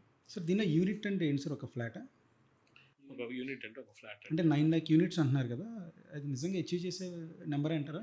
లేదండి, మీరు హౌసింగ్ గురించి 9 lakh యూనిట్స్ మాట్లాడుతున్నారు. టిడ్కో ఇల్లు అర్బన్ అంటే మున్సిపల్ ఏరియాలో ఉన్నవి టిడ్కో హౌసెస్, విలేజ్ అంతా కూడా హౌసింగ్ డెవలప్మెంట్ కార్పొరేషన్. మనం టిడ్కో గురించి మాట్లాడినప్పుడు చంద్రబాబు నాయుడు గారి ప్రభుత్వంలో 4,52,000 ఇల్లు ఫైనలైజ్ చేసి దాదాపు ఒక 28,500 కోట్లకి ఆర్డర్లు ఇవ్వడం జరిగింది. ఓకే, వర్క్ స్టార్ట్ అయింది, 60%, 70%, కొన్ని తక్కువ అట్లా కంప్లీట్ అవుతున్న తరుణాల్లో గవర్నమెంట్ మారింది. జగన్ ప్రభుత్వం వచ్చిన తర్వాత కొన్ని డిసిషన్స్ తీసుకున్నారు. ఒక డిసిషన్ ఏంటంటే మేము 4,52,000 ఇల్లు కట్టాం, ఏ ఏ ప్రదేశాల్లో అయితే 25% కన్నా తక్కువ పని జరిగిందో అవన్నీ ఆపేయండి, మేము ఇళ్లతో ముందరికి పోము అని చెప్పి ఈ 4,52,000 ఇళ్ళని 2,61,000 ఇళ్ళకి దించారు. అంటే దాదాపు 2 లక్షల ఇళ్ళని తీసేశారు. అంటే కాస్ట్ కటింగ్ చేద్దామని సార్. వాళ్ళకి ఇష్టం లేదు, మంచి పేరు వస్తుంది ఇంత ఇల్లు కడితే, దాని బదులు మనం ల్యాండ్ ఇచ్చేస్తాం. కానీ బెనిఫిషియర్స్ సఫర్ అవుతారు కదా సార్ అక్కడ ఆ ప్రాసెస్లో. ఎవడు అటు పచ్చుకునే ఇప్పుడు ఆ విధంగా ఆలోచించే ప్రభుత్వం అయితే ఈ పనులు చేయవు కదా. మీకు ఎన్ని అన్యాయాలు చేశారో చెప్తా వినండి మీరు చిట్కోలో.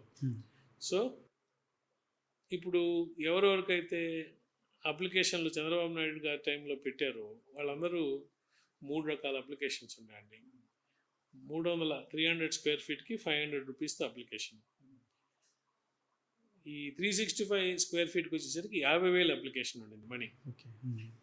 Down payment. Is that refundable? 430కి వచ్చేసరికి 1 lakh application money. Okay. Booking charge booking charges.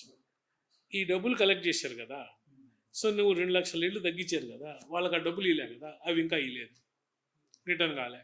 ఇంకా అది అఫీషియల్గా స్కామే కదా సార్ అది. నేను చాలాసార్లు చెప్తాను, ఇది ఒక ప్రైవేట్ బిల్డర్ కానీ ఇటువంటి పనులు చేసి ఉంటే ప్రైవేట్ బిల్డర్ని ఎత్తి జైల్లో వేయాలా. ఇవాళ టిడ్కో చైర్మన్గా ఉన్నా కాబట్టి నన్ను ఎత్తి జైల్లో పెట్టాలా. అంటే ఈవెన్ దో ప్రైవేట్ ఆర్టిక్ కూడా రేరా వచ్చేసింది కదా సార్, అలాంటిది గవర్నమెంట్ బాడీకి మరి చేశారు. నేను ఈ విషయమే చాలాసార్లు మాట్లాడుతున్నాను. నేను ఈ మధ్యకాలంలో అకౌంటబిలిటీ అనేది చాలా ఇంపార్టెంట్. మీరు ఇప్పటిదాకా దాదాపు 18,000 కోట్లు ఖర్చు పెట్టినాం. ఎవరి సొమ్ము ఇది? చాలా public money. 18,000 crores you have spent and you have not handed over the houses.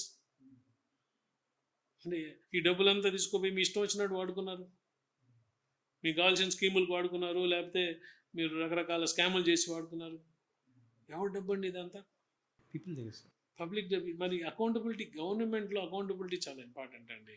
ఇది నేను నా బిగ్గెస్ట్ టేక్అవే ఈ 1 yearలో ఏంటంటే, ప్రభుత్వంలో మనం జవాబుదారీతనం లేకపోవడం వల్ల ఈ అన్యాయాలు జరుగుతాయి. ఈ అకౌంటబిలిటీ అని తీసుకురావాలా. ₹1, ₹2 అండి, ₹1 2 కోట్ల, 100 కోట్ల, 18,000 కోట్ల డబ్బులు ఎన్నిటికి పనికొచ్చి ఉండేది. సార్ ఇప్పుడు ఒక డౌట్ సార్, ఇప్పుడు యాజ్ మీకు దీనికి హెడ్గా ఉన్నారు కాబట్టి అడుగుతున్నాను. ఇప్పుడు నేను ఒక పర్సనల్ ఇంట్రెస్ట్ మీద ఆర్టీఏ ఫైల్ చేశాను అనుకోండి, ఇప్పుడు మీరు చెప్పిన బయటకు వస్తాయి అంటారా? రావాలా? ఎందుకు రావు? ఆర్టీఏ ఎందుకు? నన్ను అడగండి, నేను చెప్తాను కదా. మేమే వైట్ పేపర్ రిలీజ్ చేస్తాం. అంటే ఎవరి మీద తీసుకోవాలా? అది గవర్నమెంట్ పాలసీ అంటారు. బ్యూరోక్రాట్స్ ఏమంటారంటే, గవర్నమెంట్ పాలసీ తీసుకుంది మేము ఇంప్లిమెంట్ చేసామంటారు. ఇక్కడ జరిగిన అన్యాయాలు 1, 2 కాదండి. తర్వాత ఏం చేసినారు ఇప్పుడు మీకు చెప్తాయనండి. అంటే రెస్పాన్సిబిలిటీ లేక చేసే పనులు. చంద్రబాబు నాయుడు గారు 500 రూపాయలు ఇచ్చి 300 చదరపు అడుగులకి, బాబు మీకు 2,65,000 మీరు డబ్బులు కట్టండి అలాగేట్ అయినప్పుడు, లేదు అప్పు తీసుకొని కట్టండి, మీ సొంత డబ్బులు అన్నా కానీ, లేదా బ్యాంక్ ఫర్ 300 స్క్వేర్ ఫీట్. మళ్ళీ 365 స్క్వేర్ ఫీట్కి వచ్చేసరికి 50,000 down payment, 3,15,000 bank loan or your own money. ఫైనల్గా 430 స్క్వేర్ ఫీట్కి వచ్చేసరికి ₹1,00,000 ప్లస్ అలాట్మెంట్, మీకు ఇల్లు హ్యాండ్ ఓవర్ చేసేటప్పుడు 3,65,000 మీ సొంత మనీ కానీ బ్యాంక్ లోన్ కానీ. బ్యాంక్ లోన్ కూడా మేమే ఇప్పిస్తాము. The beauty of this is government took the responsibility of getting a bank loan for you. Is government is the surety or the CIBIL is the surety? Surety ఆ ఇల్లే. కానీ government మీరు పరిగెవద్దు, మీ దగ్గరికి bankers వచ్చి ఇస్తారు. మీకు ఇప్పుడు ఫర్ ఎగ్జాంపుల్ మీకు అలాకెట్ అయింది అనుకోండి, మీ డీటెయిల్స్ అంతా మెప్మా వాళ్ళు కానీ కలెక్ట్ చేసుకొని బ్యాంకుల్లో ఇస్తారు. బ్యాంక్ ప్రాసెస్ చేసి లోన్ ఇస్తుంది. సార్ ఇప్పుడు ఒక క్యాటిల్ రన్ కంప్లీట్ చేస్తానండి. సో ఇది చంద్రబాబు నాయుడు గారు పెట్టిన రూల్. 4,52,000 ఇళ్ళని 2,61,000 దించారు. తర్వాత ఏం చేశారు? ఈ 2,65,000 మీరు కట్టబడలేదు, 500 బలేదు, రూపాయి అయింది, రూపాయికే మీకు ఫ్లాట్ ఇస్తామని చెప్పారు. ఫ్రీ ఫ్రీ ఫ్రీ అని మాట్లాడతా ఈ 2 లక్షల అంటే 300 చదరపు అడుగుల్ని రూపాయికి ఫ్లాట్ ఇస్తా ఉన్నారు. ఓకే, ఇక్కడ స్కామ్ మీకు ఆఖరిలో మాట్లాడతా ఏంటి స్కామ్ అని. సో ప్రజలు ఏమనుకున్నారు? అబ్బా రూపాయికి ఫ్లాట్ ఇస్తున్నారు అని. రెండోది ఈ 50,000ని 25,000 చేశారు, దాన్ని అట్టే పెట్టారు. 3,15,000 మీరు కట్టాల్సిందే అని. ఈ ₹1,00,000ని 50,000 చేశారు. ఈ 3,65,000 లోన్ మాత్రం అట్టే పెట్టారు. So coming back to that 1 rupee ఏం చేశారు? చంద్రబాబు నాయుడు గారి టైంలో సరిగ్గా జరగలేదు కాబట్టి అలొకేషన్స్ అన్నీ క్యాన్సిల్ చేస్తాము అని చెప్పి క్యాన్సిల్ చేశాను.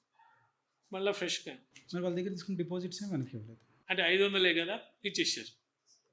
ఓకే, ఈ రూపాయికి ఇచ్చేసారు ఇల్లు.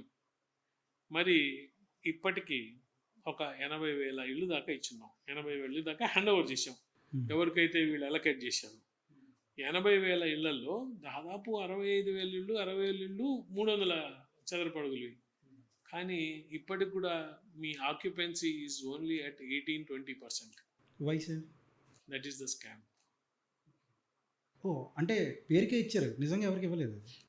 మల్టిపుల్, ఒకడు 10-20 వేరే పేర్ల మీద తీసుకున్నాడు, అర్థమైంది సార్. బాడీకి ఇచ్చుకుంటారు. ఇంకోటి, నేను చాలాసార్లు పోయిన దగ్గరల్లా ఒక ఎగ్జాంపుల్, 100 ఇళ్ళు ఉన్నాయనుకోండి. 100 ఇళ్ళు ఒక 20 మందే ఉంటారు, 20-25 మంది అంతకన్నా ఉండరు. ఈ 25 మందిలో 15 మంది రెంట్కుంటున్నారు. మరి నిజంగా ఇల్లు లేని వాళ్ళు ఉండగా, ఇల్లు లేని వాళ్ళకి ఇల్లు ఇచ్చి ఉండగా రెంట్కి ఎందుకుంటున్నారు ఇల్లు వచ్చి? దీని గురించి మనం కొంచెం డీప్గా విచారణ చేయాల్సిన అవసరం ఉంది. ఎవరికి ఇచ్చారు? రూపాయి చేసి, ఈ రూపాయికి అంటే అత్త సొత్తు అల్లుడు దానం చేసినట్టు రూపాయి చేసి ఇచ్చారు. ఆ 2,65,000 ఇస్తా అనేది ఒక్క రూపాయి కూడా మనం కట్టలేదు. గవర్నమెంట్ అలొకేట్ చేసి ఇవ్వాలి కదా. ఎవరికి ఇవ్వాలా? ఎవరికైతే వెండర్స్ ఉన్నారో వాళ్ళకి ఇవ్వాలి, వాళ్ళకి లేదు. సప్లయర్స్కి లేదు, కట్టలేదు. ఈ ఆల్రెడీ అయిపోయిన ఇళ్ళు మాత్రం క్యాన్సిల్ చేసేసి ఎవరికో ఇచ్చామన్నారు. ఇచ్చినప్పుడు వాళ్ళన్నా వచ్చి ఉండాలి కదా, వాళ్ళు వచ్చి లేరు. మరి ఏమైనాయి? ఇంత డబ్బులు ఎట్టపోయినాయి? ఈ డబ్బుల్లో ఏం చేశారు? ఈ ఇచ్చిన వాళ్ళు ఎవరు? ఎందుకు ఉండట్లేదు? వచ్చి బాడీకి ఎందుకు ఉంటున్నారు? ఎవరిచ్చారు వాళ్ళ బాడీకి? ఎందుకు ఇన్ని ఖాళీలు ఉన్నాయి? వీటన్నిటి మీద కూడా ఒక సమగ్రమైన విచారణ జరపాల్సిన అవసరం ఉంది. మరి ఆ ప్రొసీజర్ ఎప్పుడు స్టార్ట్ చేస్తున్నాం సార్? మొన్న కూడా రివ్యూ మీటింగ్లో సీఎం గారు అన్నారు, దీని గురించి విచారించి పబ్లిక్కి తెలపాల్సిన అవసరం ఉందని. నేను మొన్న బోర్డు మీటింగ్లో జరిగితే అడిగాను, ఇది చేద్దామని. ప్రపోజల్ చేద్దాం సార్ అన్నారు. సో మంత్రి గారితో మాట్లాడి తీసుకోవాలి డిసిషన్. అంటే ఇవాళ మన ప్రభుత్వంలో పరిస్థితి ఏంటంటే everyday financial struggle. So first ఎట్లా మన స్టేట్ ఫైనాన్సెస్ని మనం సరి చేసుకోవాలా. మీరు కూడా ఈ పర్టికులర్ ప్రాజెక్ట్ కింద థౌజండ్స్ ఆఫ్ క్రోర్స్ అవుతాయి అని చెప్పి రీసెంట్గా చెప్పారు కదా సార్. దాన్ని ఎలా పూల్ ఇంకా చేద్దాం మనకు అనుకుంటున్నారు 6,000 crores కావాలా టు కంప్లీట్ దిస్ 2,61,000 houses. మరి ఎలా పూల్ చేద్దాం అనుకుంటున్నారు సార్ అమౌంట్ని? అదే కదా, పనులు ఎందుకు ముందుకు సాగట్లేదంటే 6,000 కోట్లు. కార్పొరేట్స్ వాట్ ఎలా? సో ఇప్పుడు ఏం చేస్తున్నామంటే ఇంకో జరిగింది, మీరు ఇంటే నోరు వెళ్ళబుచ్చాల్సిన విషయం. సో ఇప్పుడు మీరు అనుకోండి 430 365 మీకు అలొకేట్ అయింది. మీరు 25,000 50,000 1,00,000 కట్టారు. సో మీ చేత సంతకాలు దించేసుకున్నాం, లోన్ డ్రా చేసేసాం. లోన్ శాంక్షన్ చేయించి డ్రా చేసేసింది గవర్నమెంట్, కానీ మీకు ఇల్లు అయితే ఇవ్వలేదు ఇంతవరకు. మరి రీపే చేసిన తనే కదా సార్. అదే కదండి, 3 ఏళ్ళు అయిపోయినాయి. ఇప్పుడు మారిటోరియం పీరియడ్ అయిపోయింది. ఇప్పుడు బ్యాంకులు వచ్చి మిమ్మల్ని అడుగుతున్నారు, బాబు నీ పేరు మీద 3 లక్షలు 3.5 లక్షల లోన్ ఇచ్చినాము, రీపే చేయండి. మీరేమంటారు? ఇదేం అన్యాయమా? నేను ₹1,00,000 గవర్నమెంట్ కట్టి నా పేరు మీద 3 లక్షలు తీసుకొని నాకు ఇల్లు ఇక నేను బయట బాడీకి కట్టుకుంటున్నా, ఈ వీటి మీద వడ్డీ కడుతున్నా 1,00,000 మీద. ఇప్పుడు ఫ్రెష్గా నువ్వు వచ్చి ఈఎంఐ కట్టమంటే నేను ఎక్కడ సావాలా అని చెప్పి మనకు ఎక్కడ పోయినా కూడా నేను మొదట 6 నెలలు 7 నెలల్లో ఇదే రిప్రజెంటేషన్. బ్యాంక్ డైరెక్ట్గా వీళ్ళ అకౌంట్స్కి ఇదే సార్ అమౌంట్ కాదు, టిట్కోకి ఇస్తుంది బ్యాంక్. వచ్చేది ఇంకా వాళ్ళ హ్యాండ్ ఓవర్లో ఉంటుంది కాబట్టి లాగేసారు డబ్బులు. ఎవరైనా కన్స్ట్రక్షన్కి ఇస్తారు కదా. ఇప్పుడు మీరు ఎక్కడన్నా బయట కొన్నారు, మీకెందుకు ఇస్తారు? మీకు లోన్ శాంక్షన్ చేసి వెండర్కి ఇచ్చేస్తుంది బ్యాంక్, రైట్? మరి బిల్డర్ ఏం చేస్తారు? కట్టాలా. కట్టకుండా ఆ డబ్బులంతా ఎత్తుకోపోతే మీరు ఏం చేస్తారు? బయట అయితే జైలు వేస్తారు. ఎత్తుకోపోయి డబ్బులు వాడాడు కట్టలేదని కేసు పెట్టి చీటింగ్ కింద జైలు వేస్తారు. ఇక్కడ ఎవరిని జైలు వేయాలా? అంటే సార్ బయట మామూలుగా 6 నెలలు ఇల్లు కడతా అంటే 7 నెలలకు లేట్ అయితేనే రెవెన్యూ అయిపోయి కాంపన్సేట్ చేసేది కదా సార్, ఫ్యూ పర్సెంటేజ్. అదే సార్ గవర్నమెంట్ కాబట్టి అన్ఫార్చునేట్గా ఇవాళ టిట్కో అనేది ఎంత బాధాకరం అంటే, నేను పోయిన దగ్గరల్లా నాకు ఒక్కోసారి నిద్ర పట్టదు. ఎన్ని కాలనీస్ అండి, బ్రహ్మాండమైన ఇల్లు అన్నీ అయిపోయి. మొన్న సీఎం గారి రివ్యూ మీటింగ్లో మాట్లాడాను, నేను చెప్పాను సార్ నేను చాలా తిరిగాను, ఇప్పటికి 30-35 కాలనీల దాకా తిరిగా ఈ 8-9 నెలల్లో. దాదాపు ఒక 20,000-30,000 ఇళ్ళు చూశాను. 2 కోట్లకి అంటే ఒక 20 కోట్లు ఖర్చు పెట్టి ఆఖరాన 2-3 కోట్లు ఖర్చు పెడితే హ్యాండ్ ఓవర్ చేసే దగ్గర ఆ 3 కోట్లు ఖర్చు పెట్టకుండా ఆపిస్తున్నారు. 5 కోట్లకి 10 కోట్లకి ఇట్లా ఇల్లు ఆగిపోయినాయి అంటే అవునా మరి అటువంటివి ఎన్ని ఉన్నాయి అన్నారు. సార్ దాదాపు మేము మీకు ఒక 90,000 హౌసెస్ ఇస్తామని మా ఎండి చెప్పారు. అవి కంప్లీట్ చేసి ఇచ్చేస్తే కదా అని. అవి కంప్లీట్ చేయాలంటే ఎంత కావాలా? 600 crores ఉంటే మేము 70 to 90,000 హౌసెస్ మీకు అన్ని విధాలా కంప్లీట్ చేసి ఇస్తాం సార్. మరి ఆ అమౌంట్ తీసుకోవచ్చు కదా, చేయొచ్చు కదా. Only houses sir, overall township sir, అన్ని అన్ని కలిపి. విత్ ఇన్ఫ్రాస్ట్రక్చర్ With చేసి infrastructure. ఇస్తామని. మరి అది చేయొచ్చు కదా అంటే ఎవరికైతే మనం కాంట్రాక్ట్స్ ఇచ్చున్నామో వాళ్ళు ఈ పనులు చేయాలంటే వాళ్ళకి పాత బకాయిలు 3,000 కోట్లు ఉన్నాయి. సో ఇది 600 కోట్లే. ఈ 3,000 కోట్ల పాత బకాయిలు ఇస్తే కానీ వాళ్ళు పని చేయమని మొరాయించి కూర్చున్నారు. సో ఇవాళ అక్కడికే 4,000 కోట్లు కావాలి. ఇవి కాకుండా మిగిలినవన్నీ కంప్లీట్ చేయడానికి మనం 1,00,000 అన్నాం, 78,000 ఇచ్చున్నాం అంటే ఇంకో 78,000 ఉన్నాయి. ఇవన్నీ కంప్లీట్ చేయడానికి 2,60,000కి ఇంకో 2,000 crores కావాలి. సో మొత్తం ఒక 6,000 కోట్లు, 6,500 కోట్లు ఉంటే ఈ 2,62,000 ఇళ్ళు అన్ని విధాలా కంప్లీట్ చేసి మంచి నాణ్యమైన ఇళ్ళు ఇవ్వచ్చు. సో దీనికి మేము కూడా ఏం ప్లాన్ చేస్తున్నాం అంటే హడ్కోలో లోనింగ్ ట్రై చేస్తున్నాం. అది ఒక స్టేజ్ దాకా housing and urban development finance corporation central నుంచి అది కానీ శాంక్షన్ అయ్యి గవర్నమెంట్ కానీ గ్రాంట్ కోసం ట్రై చేయొచ్చు కదా సార్. లోన్ కంటే కూడా రీపే చేయాల్సిన అవసరం ఉండదు. అవి కూడా నాకు ఇస్తారు. అలాగే ఇస్తారు. ఓకే. అంటే సారీ ఆ వర్డ్ యూజ్ చేయడానికి. ఈ ఈ టిడ్కో ఇళ్ళకి ఏంటంటే కాస్ట్ 1.5 lakhs PMAY సబ్సిడీ ఇస్తుంది ఒక ఇంటికి, ఒక యూనిట్కి. Okay sir. అది 300 కానీ 365 కానీ 430 కానీ. మ్యాచింగ్ సబ్సిడీ 1.5 lakhs స్టేట్ ఇస్తుంది అంటే 3 లక్షలు. 90,000 టిడ్కో మాకు ఒక కార్పస్ పెట్టి ప్రతి ఒక్క యూనిట్కి 90,000 ఇస్తుంది సబ్సిడీ టిడ్కో. అంటే ఒక ఇంటి మీద 3,90,000 ఇళ్ళు సబ్సిడీ వస్తుంది సార్. అంటే ఇప్పుడు ఇది కాకుండా ల్యాండ్ కాస్ట్ గవర్నమెంట్ భరించింది. అలాగే సార్. ఇప్పుడు మీరు చెప్పిన దాని ప్రకారం అంతమందికి హ్యాండ్ ఓవర్ చేస్తారని చెప్పి వైఎస్ఆర్సీపీ గవర్నమెంట్లో చెప్పినప్పుడు ఈ సెంట్రల్ నుంచి అండ్ స్టేట్ నుంచి వచ్చే సబ్సిడీ ప్యాకింగ్ కూడా వాళ్ళు తినేసినట్టే కదా. అంతే అదే కదా. అలా చేస్తే చాలా పెద్ద స్కామ్ కదా సార్ అది. మరి లెక్కలు తీయాలండి. ఏం చేశారు మీరు? నేను ఇప్పటివరకు ఏంటంటే జస్ట్ ఆ లోన్ వచ్చిన అమౌంట్ని మాత్రమే తీసేసుకున్నారేమో అనుకున్నాను. ఇది కూడా యాడ్ అయిందని నాకు తెలియదు. వచ్చిన డబ్బులు అంతా లాగేశారు. వాళ్ళ ఎంత డబ్బులు ఉన్నాయి, అసలు ఎంత కట్టారు, ఏం చేశారు, ఇవన్నీ కూడా ఆడిట్ చేసి దాన్ని తీయాల్సిన అవసరం ఉందండి. ఓకే, లెక్కలు తీయాల్సిన అవసరం ఉంది. ఎందుకంటే సెంట్రల్ గవర్నమెంట్ మన మీద ప్రెషర్ పెడుతున్నది. PMAY 1 అనేది క్లోజ్ అయిపోయిన స్కీమ్ మనం కంప్లీట్ చేయలే. క్లోజ్ అయితే 1 year ఎక్స్టెన్షన్ అడిగినాం. 1 year ఎక్స్టెన్షన్ కూడా అయిపోతున్నది. సో వీటికి క్యాగ్ ఏమి ఉండవు సార్? క్యాగ్ 100% రిమార్క్స్ పాస్ చేస్తారు మన మీద. ఈ ఎవరి మీద? గవర్నమెంట్ మీద పాస్ చేస్తారు. సో పాపం ఒకరు చేశారు, ఇవాళ అనుభవించేది మనం. సో అందుకని అకౌంటబిలిటీ అంటున్నాను నేను. A bureaucrat should be held accountable, a politician should be held accountable.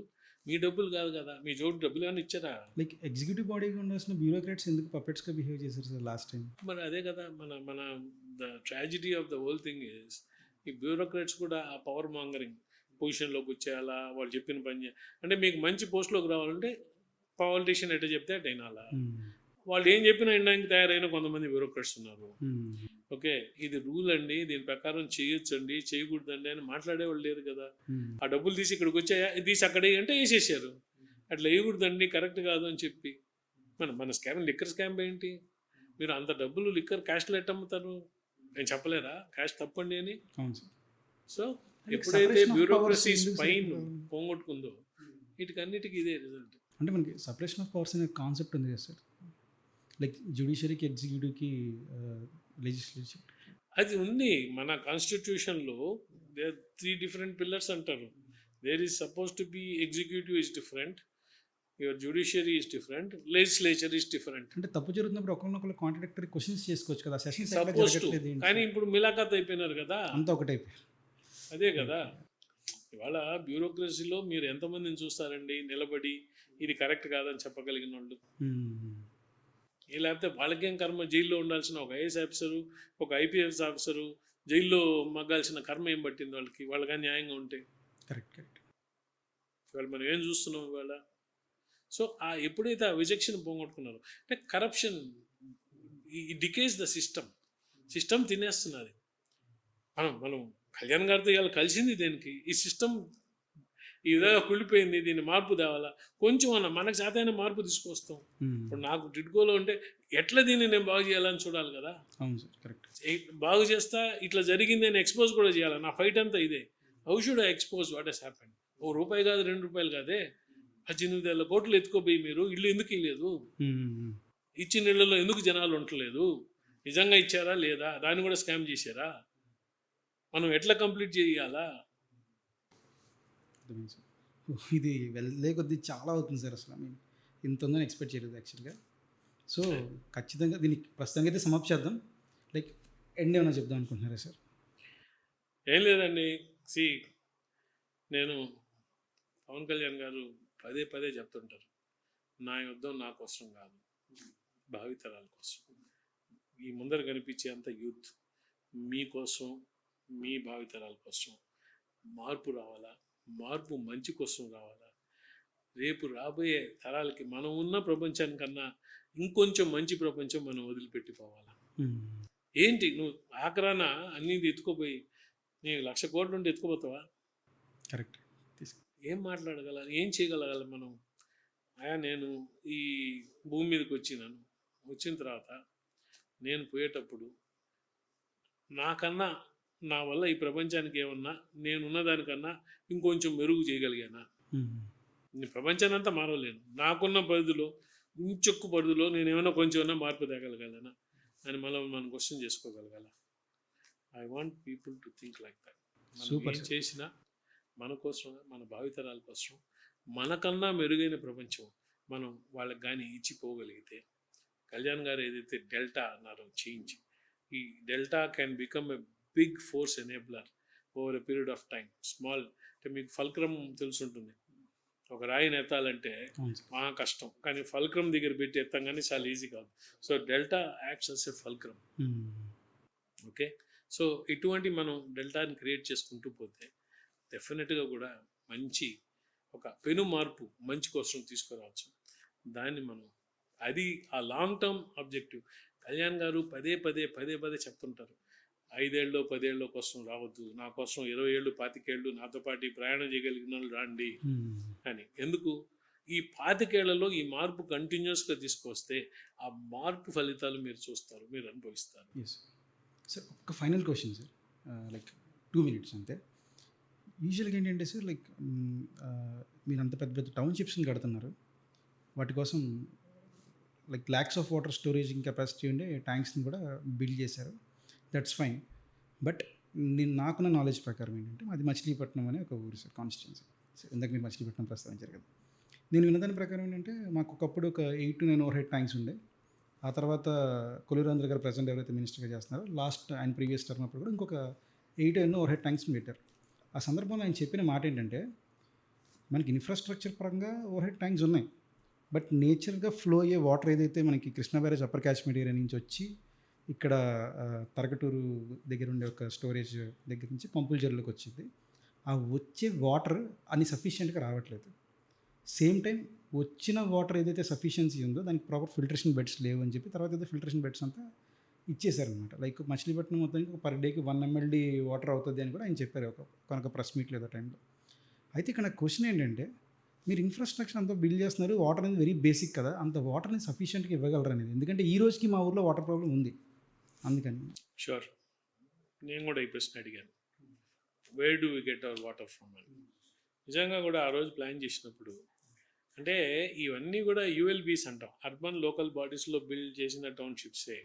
So municipality కింద వచ్చే టౌన్షిప్స్.